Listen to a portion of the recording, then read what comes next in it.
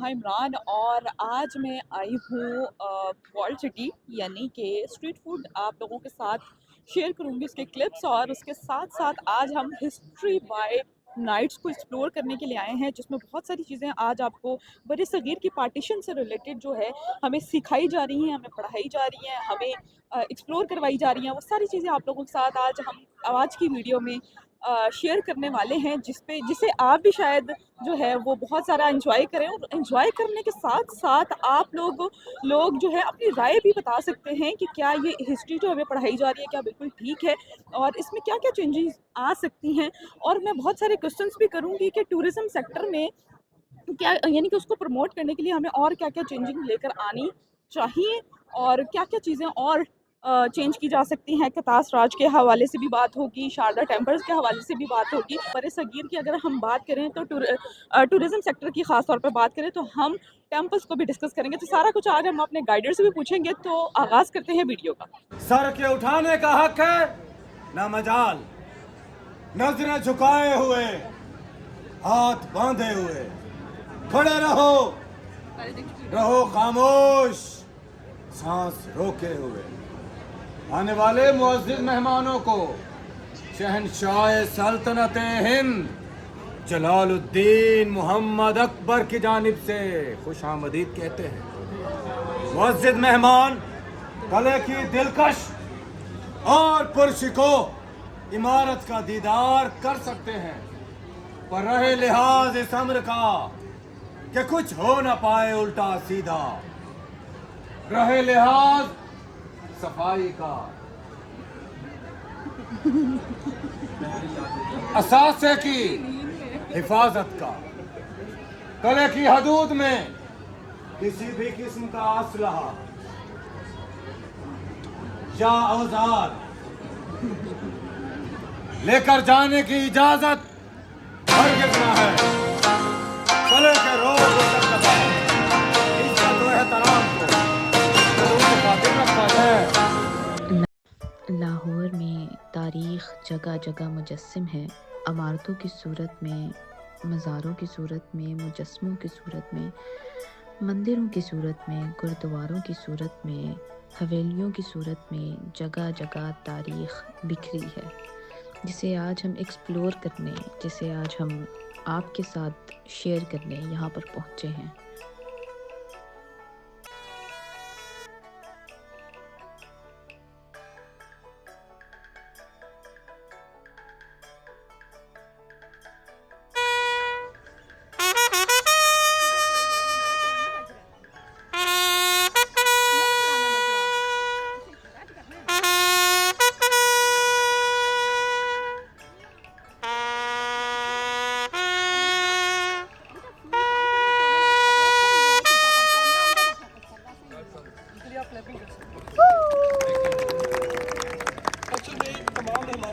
Welcome हुआ है, royal welcome, जो कि आप देख रहे हैं ब्रिटिश स्टाइल में है।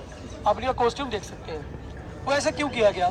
इसलिए कि आप जिस गेट से आए हैं it was built by British in 1920। अब ये उस टाइम पे बना, इसका नाम है रोशनी गेट। ब्रिटिश ने जब इसे बिल्ड किया इसके साथ ही रूम्स बना दिए ब्रिटिश सोल्जर्स के, लेकिन इसका नाम रोशनी दरवाज़ा बाद में पड़ा। एक्चुअल रोशनी दरवाज़ा इसके अपोजिट में है, वो सामने दरवाज़ा। लाहौर के 12 दरवाजे हैं, आपने सुना होगा। अकबर ने 1584 में लाहौर को जब अपना कैपिटल बनाया तो उसकी प्रोटेक्शन के लिए सराउंडिंग में 30 फीट हाई बाउंड्री वॉल और 12 गेट्स बना दिए। उन्हीं 12 गेट्स को जो है ब्रिटिश ने रीबिल्ड करने की कोशिश की 1864 में, सिवाय इस गेट को जिसको छोड़ दिया गया। क्यों छोड़ा गया? इसके साथ आपको वाइट वाली बिल्डिंग नज़र आ रही है, गुरुद्वारा, ये गुरुद्वारे के साथ कनेक्ट था। अगर इसे छेड़ देते तो फिर मजहबी जंग होती, तो वो ब्रिटिश के लिए ज़रा ज़्यादा सूरत ख़राब हो जाती। उन्होंने इसलिए इसके अपोजिट में रोशनी दरवाज़ा बना दिया। बाकी अभी जो है आप देखते हैं ये सारा एरिया आपको बादशाह मस्जिद नज़र आती है। इस कॉम्प्लेक्स में एक्चुअल में क्या था, ब्रिटिश ने क्यों बनाया गया था? इस कॉम्प्लेक्स में आने जाने के लिए। यहाँ से हम जाते हैं तो किला आ जाता है। आप सब लाहौर में हैं तो लाहौर को पाकिस्तान का दिल कहा जाता है। लाहौर के बारे में एक शेर है, आपने सुना होगा शायद कईयों ने। वो कहते हैं कि मैं सारी दुनिया घूम आया, मैं सारी दुनिया घूम आया, ये तर्ज नहीं ये तौर नहीं, लाहौर जहाँ में और नहीं। लाहौर लाहौर है। ये भी आपने सुना होगा। सॉरी। एक बात है कि अगर आप किसी भी दुनिया में कहीं भी किसी भी कंट्री में चले जाएं, वहाँ के सिटी के बारे में कोई ना कोई ख़ास जुमला बोला जाता है। लंदन के बारे में अलग लोग कुछ बोलते हैं, नेटिव अमेरिका के बारे में कुछ अलग बोला जाता है। अगर आप चले जाएं लंदन, तो लंदन के बारे में कहा जाता है who is board of London, he is board of his life. जो लंदन से बोर हो गया वो अपनी ज़िंदगी से ही बोर है।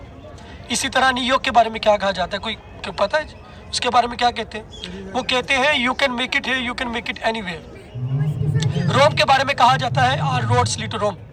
You know what we say about Lahore in our local lingo Punjabi, कि जिन्हें लाहौर नहीं देखा सो लाहौर है जी। अब हमारा शाही काफिला बिजार इकबाल की तरफ जा रहा है, तो पूरी दुनिया में यही कहा जाता है रिस्पेक्टफुली लेडीज गो फर्स्ट।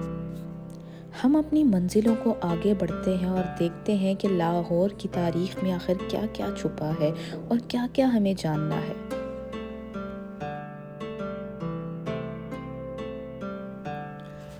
ज़िंदगी एक फ़लसफ़े की मानिद आगे बढ़ने का नाम है। लाहौर की गलियों में ये सफ़र कभी थमता नहीं है। हर ज़ाविया, हर सड़क एक नई कहानी सुनाती है। ये शहर भी फ़लसफ़े की तरह सच्चाई को छुपाता है।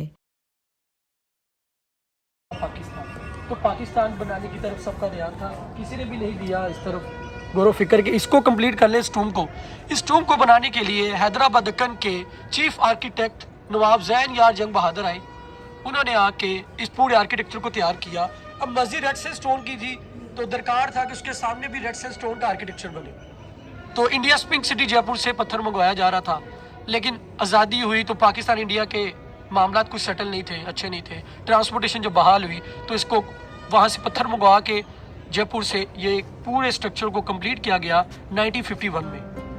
तो इस तरह से 1938 से 1951 13 इयर्स लगे इस टूम को। अब हम सुनते हैं वो शिकवा।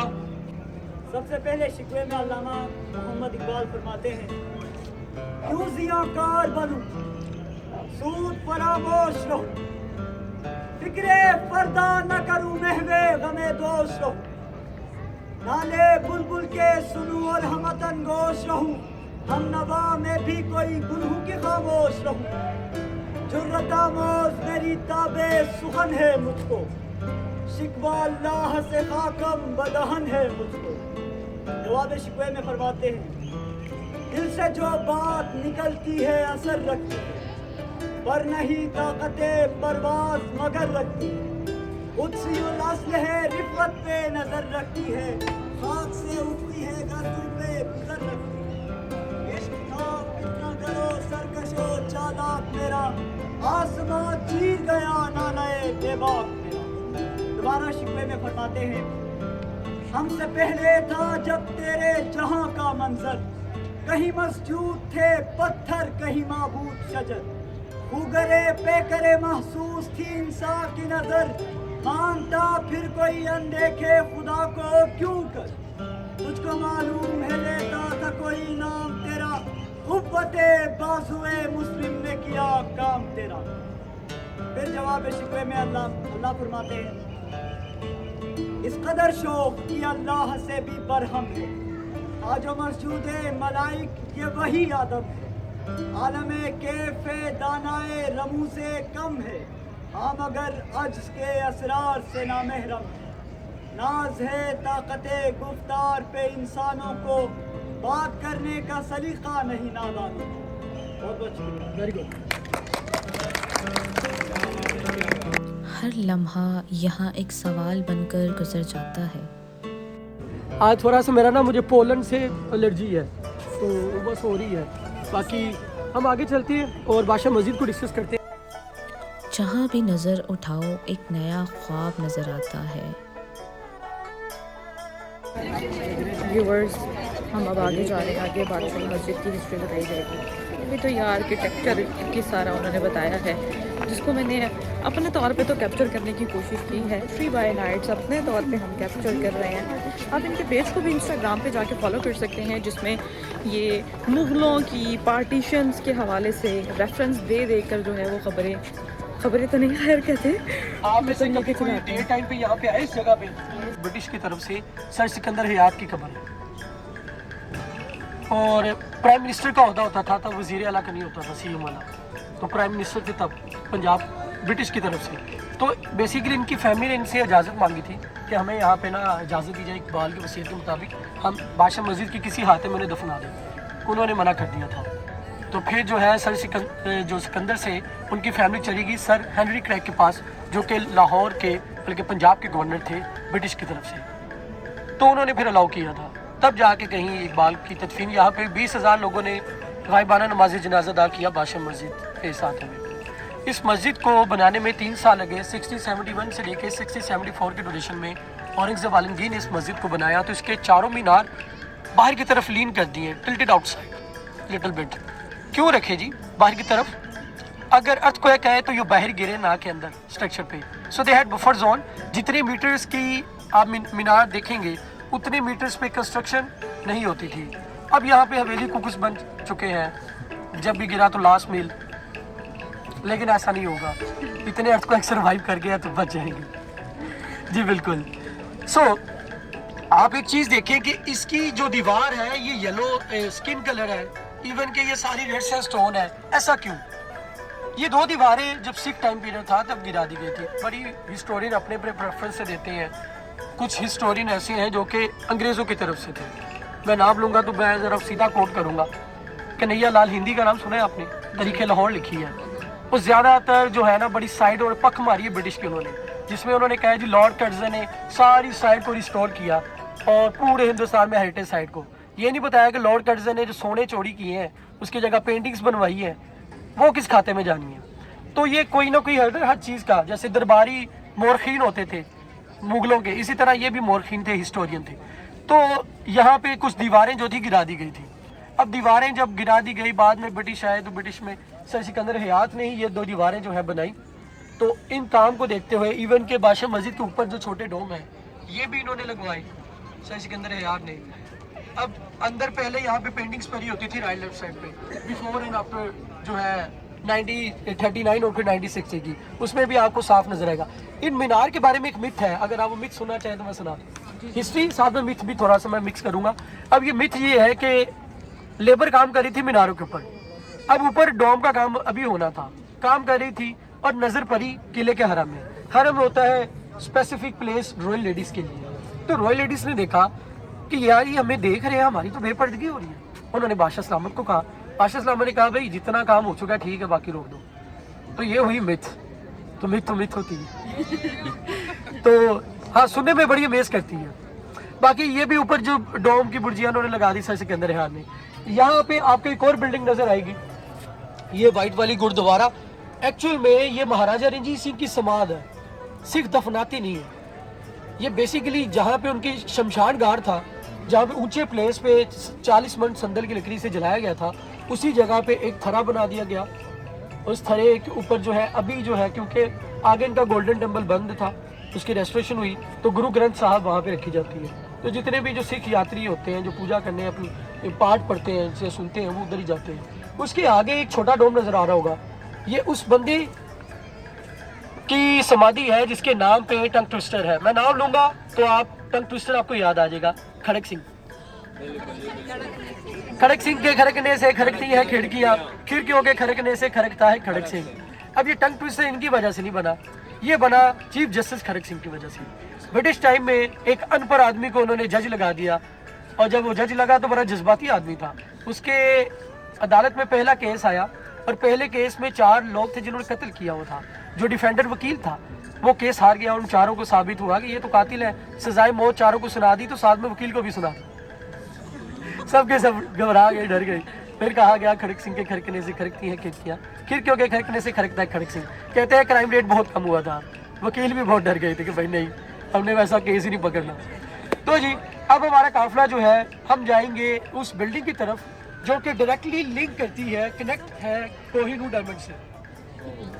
कोहिनूर जो कि गोलकंडा से निकला, इंडिया की छोटे से शहर से, और वहाँ से खिलजी डायनेस्टी, तुगलक, सदात, लोदी, लोदियों से मुगलों के पास, मुगलों से मोहम्मद शाह रंगीला से नादिर शाह ले गए ईरान 1739 में। ईरान नादिर शाह के बाद अहमद शाह अब्दाली तख्त पे बैठा, तो अहमद शाह अब्दाली का पोता आया जिसका नाम था शाह शुजा। वो हीरा लेके पंजाब आ गया महाराजा रंजीत सिंह के पास। उसने हेल्प मांगी तो महाराजा रंजीत सिंह को पता चला इसके पास कोहिनूर डायमंड है। तो फिर आगे क्या हुआ वो आपको मैं नहीं बताऊंगा, वो वहाँ पे सिख सरदार बताएंगे पंजाबी जुबान में, उनकी जुबान में। लेकिन उससे पहले आपके लिए म्यूजिकल इंस्ट्रूमेंट्स हैं, जैसा कि पहले सितार, तबला, सरंगी बजाए जाते थे तानसेन के साथ, जो वो दीपक राग और एमन राग सुनाया करता था, वैसे ही आपके लिए भी होंगे। तो आए चलते हैं। देखो तो लाहौर की फ़िज़ा में इल्म की रोशनी है।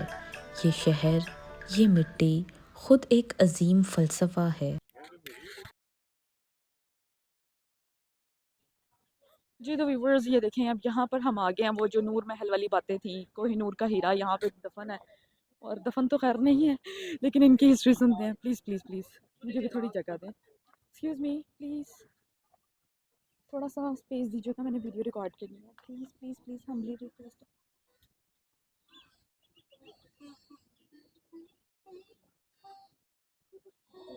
मैं हर जगह लेट पहुंचती हूँ। कहते हैं कि हमेशा देर कर देता हूँ मैं, कोई बात कहनी हो हमेशा देर कर देता हूँ, और मैं हर जगह लेट पहुंचती हूँ।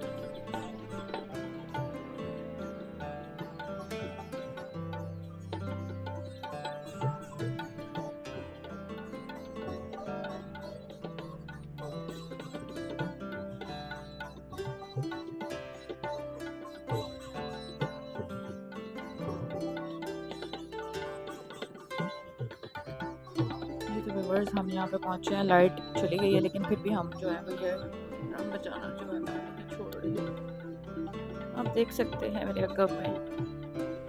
क्या आप मुझे सुन सकते हैं? यहाँ पे तो मैं यही कहूँगी कि आप भी मेरे साथ इसको एंजॉय कर सकते हैं या नहीं, कमेंट सेक्शन में ज़रूर बताइएगा।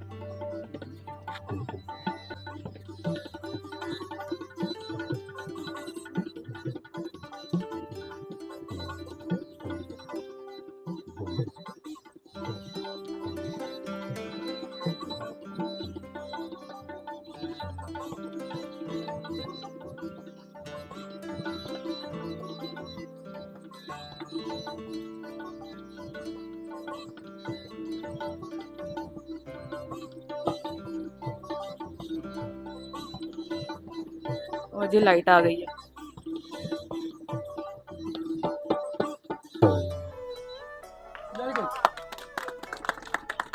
वाह वाह वाह। अब जी हमारा ये शाही काफिला जो है कोहिनूर की उसी दास्तान को सुनने के लिए आगे जा रहा है। तो आपसे बाजू मैं हमेशा मिस कर देती हूँ। जी तो व्यूवर्स अब हम आगे जा रहे हैं। हमेशा हर कोई वो जो इंस्ट्रक्शंस दे रहे हैं वो जनाब ऐसा होता है कि ना मैं हमेशा लेट पहुँचती हूँ, आधा काम तो वैसे ही वो ख़त्म कर चुके होते हैं। तो क्यों ना इस बार पहले पहुँचा जाए और देखते हैं कि और क्या हिस्ट्री है, लोग बताते हैं। आप इनका पेज भी फॉलो कर सकते हैं, हिस्ट्री बाय नाइट के नाम से। हम 2000 की टिकट लेकर अंदर आए हैं, ठीक है, पर पर्सन। और ये देखने के लिए जनाब आपको पीछे से नज़र आ रहा होगा कोहिनूर वाली बिल्डिंग, ठीक है। अब पता नहीं कहाँ जाना है, चलो देखते हैं कहाँ जाते हैं हम। Let's see. अब ये देखें जनाब, तो आप मेरे साथ एंजॉय कर रहे होंगे हद से ज़्यादा। लेट्स सी अब क्या हिस्ट्री बताते हैं। चलो फिर भी मैं इस बार देर नहीं करूँगी, क्योंकि मैं बहुत इमोशनल होकर कहा था कि हमेशा देर कर देती हूँ। एक्सक्यूज़ मी बेटा, साइड पर ना। सत श्री अकाल मैंने बोला, इसका जो पहला है ना, इनकी गुरु ग्रंथ साहब है, उनका पहला पाठ कुल हु अल्लाहु अहद, सूरह बकरा और सूरह इखलास भी इनकी गुरु ग्रंथ में है।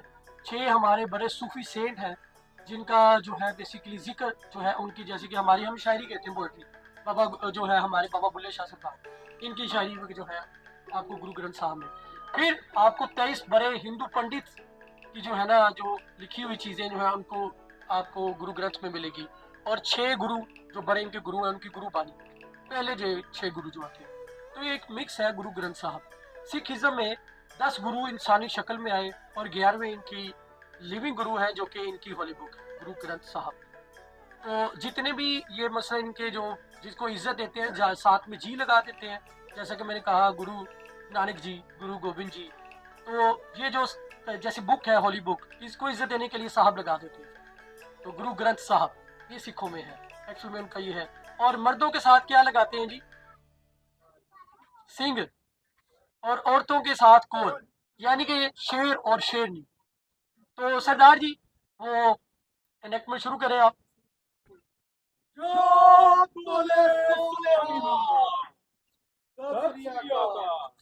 ਵਾਹਿਗੁਰੂ ਜੀ ਦਾ ਖਾਲਸਾ ਵਾਹਿਗੁਰੂ ਜੀ ਦੀ ਫਤਿਹ। ਬਈ ਸਰਦਾਰ ਦਲੀਪ ਸਿੰਘ ਜੀ, ਤੁਹਾਨੂੰ ਬਹੁਤ ਬਹੁਤ ਵਧਾਈਆਂ। ਆਖਿਰਕਾਰ ਸ਼ੇਰੇ ਪੰਜਾਬ ਮਹਾਰਾਜਾ ਰਣਜੀਤ ਸਿੰਘ ਜੀ ਦੀ ਜ਼ਿਆਨਤ ਤੇ ਹੁਸ਼ਿਆਰੀ ਨਾਲ ਆਪਾਂ ਕੋਹੇ ਨੂਰ ਹੀਰਾ ਹਾਸਲ ਕਰਨ 'ਚ ਕਾਮਯਾਬ ਹੋ ਗਏ ਆ। हरि सिंह और तेनू भी लख लख बधाइयां। ओहे नूर हीरा कोई आम हीरा नहीं, है एक परंपरा ते इतिहास है कि अज असीं अपना इतिहास शाह शुजा को वापस लैन च कामयाब हो गए हैं। लेकिन सरदार जी ਇਹ ਹੋਇਆ ਕਿੱਦਾਂ? ਇਹ ਸ਼ਾਹ ਸ਼ੁਜਾ ਜੀ ਕੌਣ ਨੇ? ਬਈ ਤੁਹਾਨੂੰ ਤੇ ਪਤਾ ਹੈ ਮੈਂ ਸ਼ਾਹੀ ਸਲਤਨਤ ਦੇ ਕੰਮਾਂ ਵਿੱਚ ਕਮਜ਼ੋਰ ਹਾਂ। हरि सिंह इधर आ, और तू ते जमा ही सीधा है। ਉਹ ਤੈਨੂੰ ਹਰ ਗੱਲ ਜਵਾਕਾ ਹਾਰ ਸਮਝਾਉਣੀ ਪੈਂਦੀ ਹੈ। ਸ਼ਾਹ ਸ਼ੁਜਾ ਦੁਰਾਨੀ ਰਾਜਧਾਨੀ ਦਾ ਮਹਾਰਾਜਾ ਸੀ ਤੇ ਅਹਿਮਦ ਸ਼ਾਹ ਅਬਦਾਲੀ ਦਾ ਪੋਤਰਾ, ਤੇ ਆਪਣੇ ਪਰਿਵਾਰ ਨੂੰ ਲੈ ਕੇ ਉਹ ਲਾਹੌਰ ਆ ਗਿਆ। लेकिन सरदार जी शाह शुजा हो रही अपने किस तरह? ਉਹ ਸ਼ਾਹ ਸ਼ੁਜਾ ਦੀ ਸਰਕਾਰ ਜੀ ਤੋਂ ਕਸ਼ਤ ਨਾਲ ਵਿਚਾਰ ਸੀ ਤੇ ਦੁਸ਼ਮਣਾਂ ਉਹਦਾ ਤਖਤਾ ਉਲਟਾਤਾ, ਤੇ ਤਾਂ ਕਰਕੇ ਉਹ ਆਪਣੇ ਪਰਿਵਾਰ ਨੂੰ ਲੈ ਕੇ ਲਾਹੌਰ ਆ ਗਿਆ। ਤੇ ਹਰੀ ਸਿੰਘ ਤੈਨੂੰ ਪਤਾ ਹੈ ਕਿ ਲਾਹੌਰ ਉਹਨਾਂ ਤੇ ਰਹਿਣ ਦਾ ਪ੍ਰਬੰਧ ਕਿੱਥੇ ਕੀਤਾ ਗਿਆ? ਮੁਬਾਰਕ ਹਵੇਲੀ ਚ। मोची दरवाजे वाली मुबारक हवेली। ਓਏ ਆਹੋ ਮੋਚੀ ਦਰਵਾਜ਼ੇ ਵਾਲੀ ਮੁਬਾਰਕ ਹਵੇਲੀ।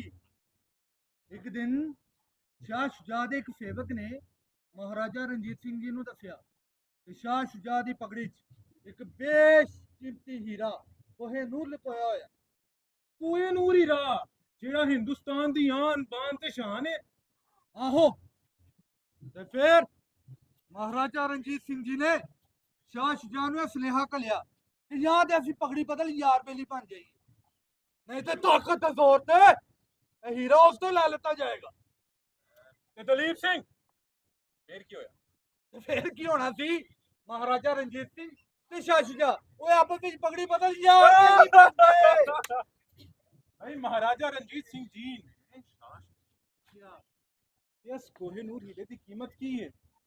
तानू पता शाह शुजा ने की जवाब दिता? और की आखिया? भाई कहंदे ने ताकत हला जेड़ा ताकतवर होएगा वो इस कोहे नूर हीरे नू हासिल कर लेगा। ते नाले महाराजा रणजीत सिंह जी ने पूरे लाहौर विच मनादी कराई है कि सारे लाहौरी खुशियां मनान, मिठाइयां वंडन, ते नाले भंगड़े पान। जो बोले सो निभाओ। सत श्री अकाल। वेरी गुड जी। महाराजा रणजीत सिंह ने कहा अब मुझे हीरा मिल चुका है तो इसकी खुशी में पूरा लाहौर शहर चरागा करे, लेकिन अपने खर्चे में। तो सब ने चरागा किया, उस दिन को मनाया कि हमारे राजा को कोहिनूर मिला है।